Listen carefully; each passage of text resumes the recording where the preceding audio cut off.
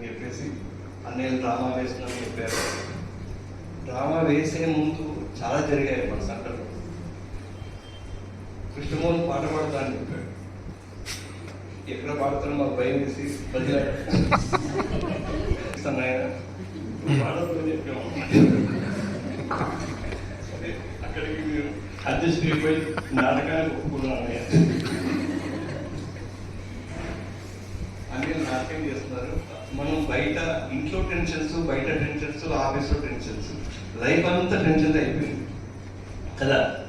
ఆ టెన్షన్లలో మనం కాస్త రిలీఫ్ కోసం నవ్వుకుంటున్నాం అంతే. తప్పులు పట్టద్దు, తప్పులేంచొద్దు కదా. తెలిసి తెలియని నాటకం చేస్తున్నారు వాళ్ళు.